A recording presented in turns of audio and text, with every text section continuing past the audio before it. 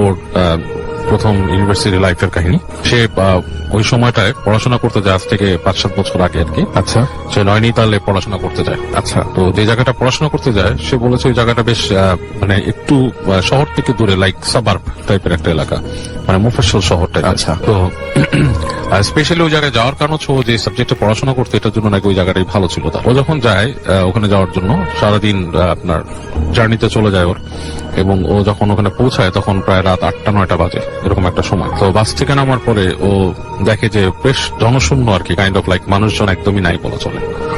তো হেঁটে হেঁটে আসে, এসে দেখে যে একজন আছে, মানে রাস্তায় মানে মুদি বিক্রেতা, যে চকলেট সিগারেট এই ধরনের কিছু জিনিস বিক্রি করে। তো তার থেকে এসে সিগারেট কেনে এবং কিছু চকলেট কিনে, কেনার পরে ও জিজ্ঞেস করে যে আমি অমুক জায়গায় যাবো, এখানে কিভাবে কি পাবো, মানে আমার যাতায়াতের জন্য কি আছে, ব্যবস্থা আছে। আচ্ছা। তো সে বললো যে এখানে ওরকম ব্যবস্থা তো ওরকম নাই, কিছু পাবা না। তো এক ধরনের শ্যালো মেশিন টাইপের চালিত আর কি, একটা রিক্সা টাইপের আছে, আর আছে হচ্ছে এক ধরনের টাঙা, এবং সেই টাঙাগুলো তুমি পাবা কিনা এখন শিওর না। আচ্ছা। এটা হচ্ছে যে কারণ দিনের বেলায় এগুলো চলে যায়, সন্ধ্যার পরে পাওয়া যায় না। তো তোমার জন্য ভালো হয়, রাস্তাটা সুবিধার না, তুমি এখানে থেকে যাও, বাস স্ট্যান্ডে কোথাও থেকে যাও, এখানে তো আরো একজন মানুষ আছে, ওখানে কাউরে পাবা না রাস্তায়। তো অনেক বলতেছে যে এত রাতের বেলা, মানে এমন কোনো রাত হয় নাই, 8-9 বাজে, এই সময় তোমাদের এলাকাটা এত নিস্তব্ধ কেন হয়ে যায়? বলতেছে এটা গ্রামের জায়গা, এন্ড এই মানে আর কি বেশ গ্রাম্য জায়গা, ইটস নট এ সিটি। এবং ওর সাথে কমিউনিকেশন করছে সে ইংলিশে। হ্যাঁ, মানে এটা সিটি না, এখানে তুমি এরকম সুবিধা পাবা না যেরকম যেতে চাও। তুমি যদি টাঙা পাও এটা তোমার জন্য ভাগ্যের ব্যাপার, টাঙা না পেলে তো কিছু করার নেই। অনেক ওখানে দাঁড়িয়ে থাকে, দাঁড়িয়ে কর্নারে একটা জায়গায় সিগারেট খায়, বসে থাকে একটা ইসের পর, বসে চিন্তা করে যে এখন কি করবো। এরকম চিন্তা করতে করতে সে চিন্তা করে যে আমি একটু আশেপাশে হেঁটে দেখি কি অবস্থা। আচ্ছা। এখানে তো বাস স্ট্যান্ডে টাঙা আলা নাও আসতে পারে।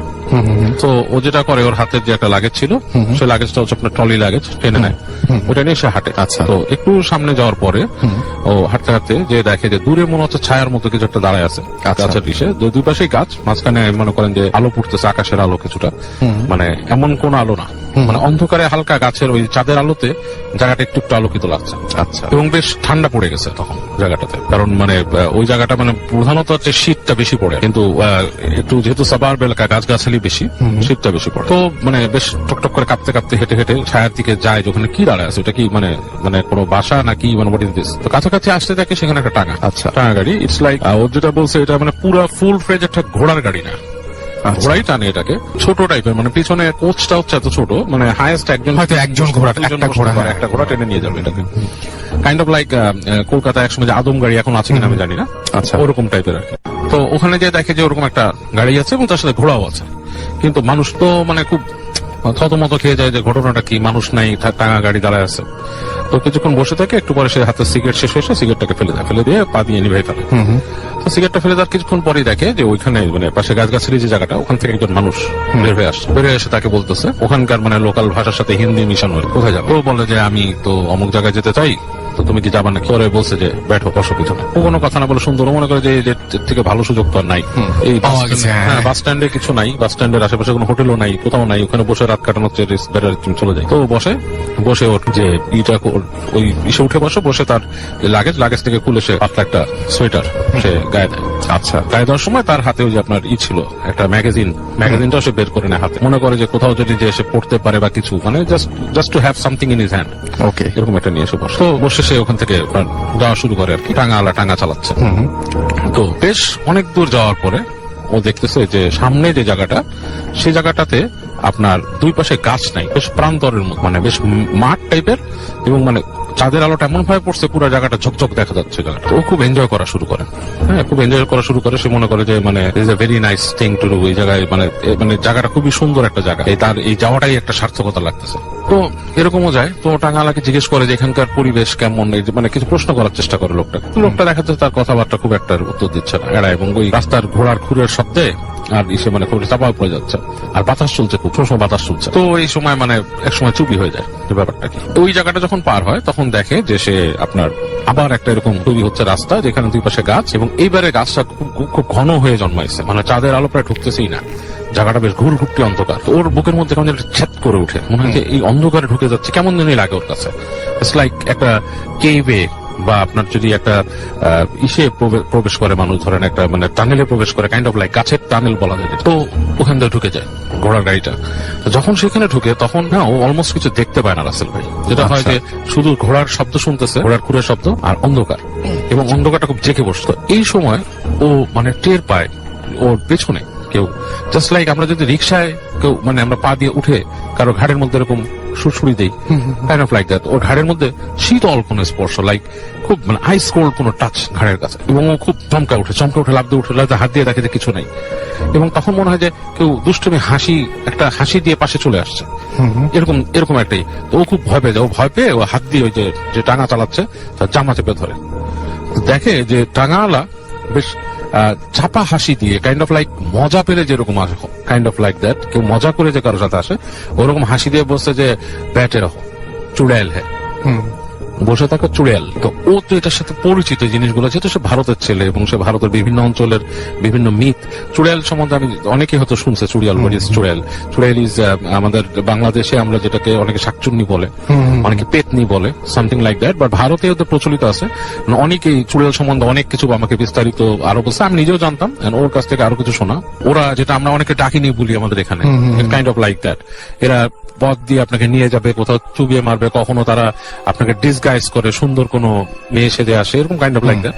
অ্যাকচুয়ালি মানে টু বি ফ্র্যাঙ্ক এগুলো সবই হচ্ছে জিন, সোর্ট অফ জিন। এনিওয়েজ আমি ওর বিশ্বাসেই থাকলাম বা ওর কথাতেই থাকলাম যে ওটা চুড়াইল। ওকে যখন এটা বললো, ও তখন ওর গায়ের লোম সব একসাথে দাঁড়ায় গেল।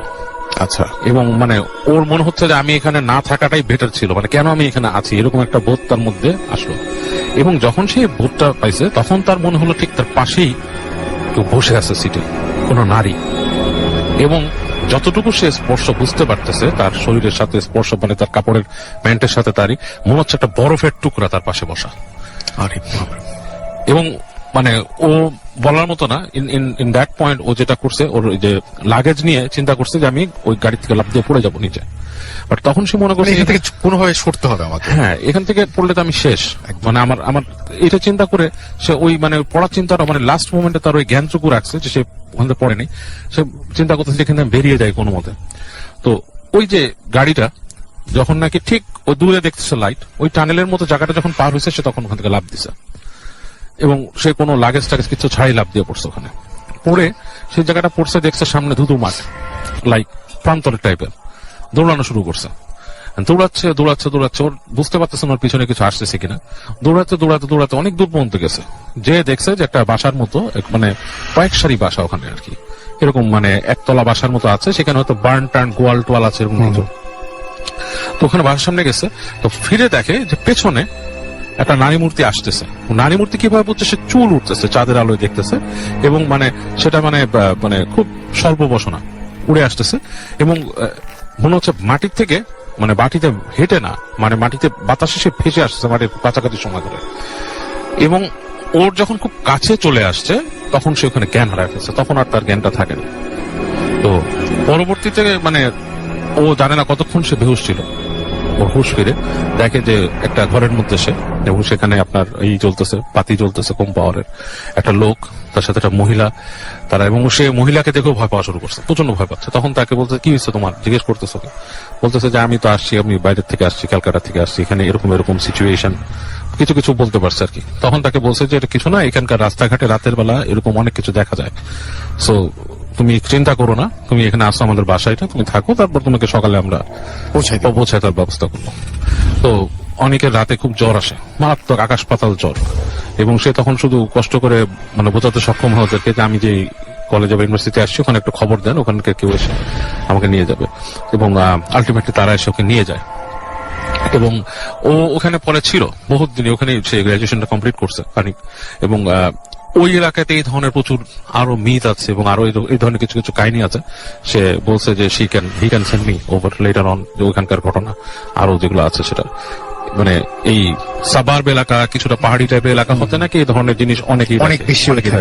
আর এই চুড়াইল টাইপের ব্যাপারটা কিন্তু রাসেল ভাই আমি এর আগে অনেকের কাছে শুনেছি, একটা পার্সোনাল এক্সপিরিয়েন্স, যে আমি শুনেছি যে আমার নানারা একসময় পাকিস্তানে থাকতো, যখন দেশ ছিল বিভাগের আগে, তখন ওনারা শুনেছিল যে ওনার এক ফ্রেন্ড এরকম একদম ফার্স্ট হ্যান্ড এক্সপিরিয়েন্স, আমার নানার বন্ধু, আমার নানা মারা গেছে এখন, বাট ওনার এক বন্ধুর কথা বলছি, যে উনি গাড়ি দিয়ে আসছিলেন এবং উনি দেখেছেন যে ঠিক আপনার গাড়ির সামনে একটা মহিলা দাঁড়িয়ে আছে, এবং ঠিক আমরা যেমন হিন্দি মুভি বা কোনোটাতে শুনি যে লাইক কালো কাপড় পরা বা সাদা কাপড় পরা, কাপড়ের কালারটা আমার ঠিক মনে নাই, বাট এখনো মনে আছে, বলছে যে দাঁড়িয়ে ছিল এরকম, এবং উনি ওখানে